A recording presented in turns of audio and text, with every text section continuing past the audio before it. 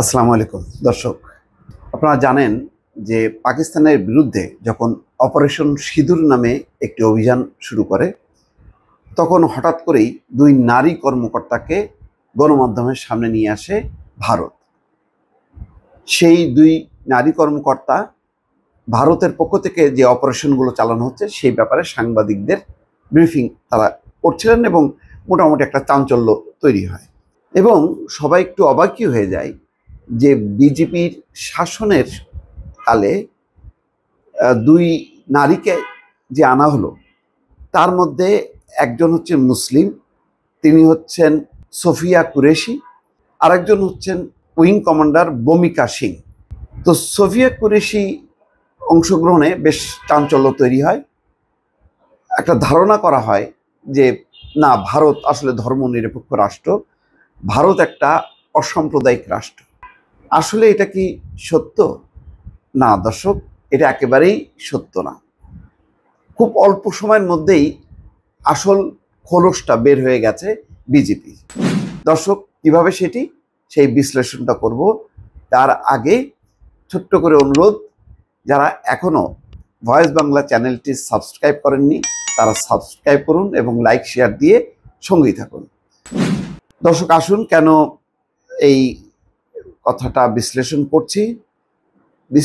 করছি এই কারণে যে ভারত দেখানোর চেষ্টা করেছিল প্রথমে যে অপারেশন সিঁদুর নামে পাকিস্তানের বিরুদ্ধে যে অভিযানটা হচ্ছে, সেখানে হিন্দু মুসলিম সবাই মিলে এই অপারেশনটা হচ্ছে এবং সর্বদলীয় একটি বৈঠক সিদ্ধান্তের প্রেক্ষিতে হচ্ছে এবং বাস্তবতা তাই, সেটাই সবাই দেখেছে যে এই অপারেশনের ব্যাপারে সরকারকে সমর্থন করেছে ভারতের সব রাজনৈতিক দল। তারপর যখন অপারেশন সত্যি শুরু হয় এবং প্রেস ব্রিফিংয়ে যখন সোফিয়া কুরেশি এবং উইং কমান্ডার বমিকা সিং দুইজনকে আনে, তখন মনে হচ্ছিল যে তারা পুরো ভারতকে প্রতিনিধিত্ব করছে। কিন্তু দেখেন, আপনি যতই চেষ্টা করেন না কেন,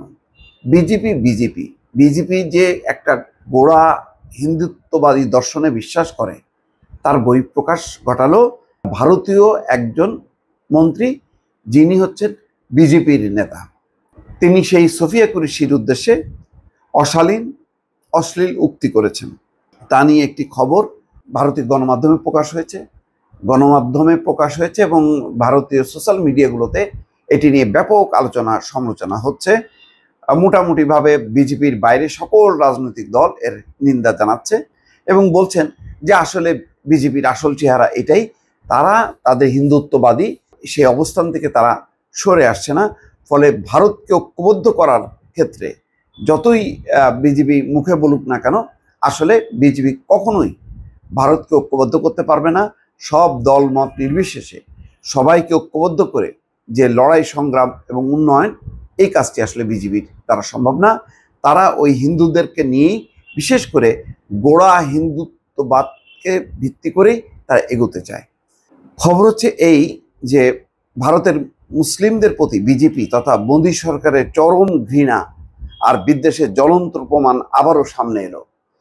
মোদী তার ড্যামেজ কন্ট্রোলের জন্য সংখ্যালঘু কার্ড ব্যবহার করে অপারেশন সিঁদুরের ব্যাপারে যে মুসলিম নারী সেনা কর্মকর্তাদের দিয়ে নিয়মিত ব্রিফ করিয়েছেন, সেই কর্নেল সোফিয়া কুরেশি এখন বিজেপির টার্গেট।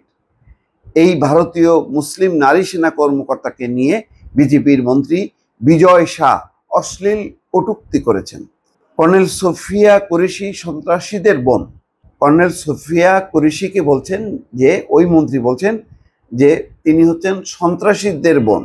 সেই আখ্যা দিয়ে মধ্যপ্রদেশের উপজাতি কল্যাণমন্ত্রী বিজয় শাহ বলেছেন, আমাদের হিন্দু ভাইদের যেসব সন্ত্রাসীরা বিবস্ত্র করে পেহেলগামে হত্যা করেছিল, মোদিজি সেই সন্ত্রাসীদেরই এক বোনকে পাঠিয়ে ওদের উলঙ্গ করে শিক্ষা দিয়েছেন।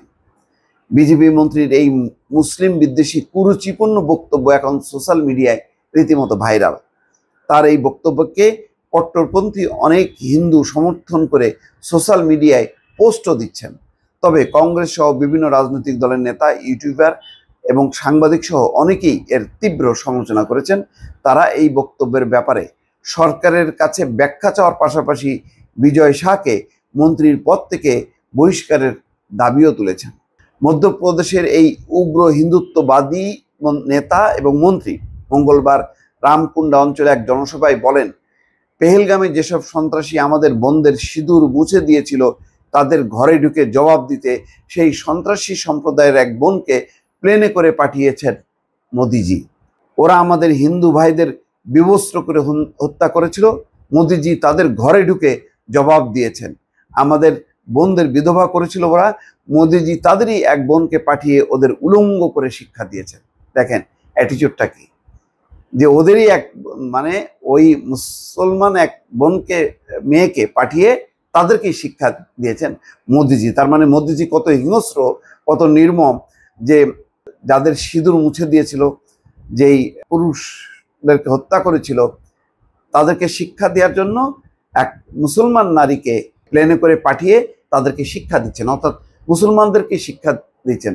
অর্থাৎ মোদিজি কিভাবে প্রতিশোধ নিচ্ছেন এটা হচ্ছে তার বক্তব্য।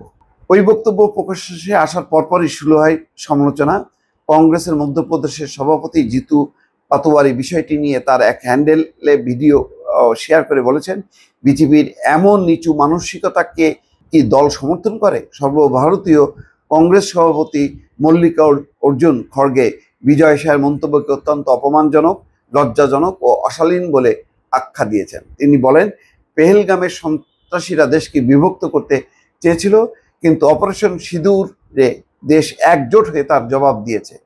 তবে আমরা দুঃখের সঙ্গে দেখছি এই অপারেশন সিঁদুর নিয়ে নৌবাহিনীর শহীদ কর্মকর্তার স্ত্রীকে ট্রল করা হয়েছে, এরপর পররাষ্ট্র সচিবের মেয়েকে করা হয়েছে হয়রানি, আর এখন সেনা কর্মকর্তা সোফিয়া কুরেশিকে নিয়ে বিজেপির মন্ত্রীর এই ঘৃণিত মন্তব্য।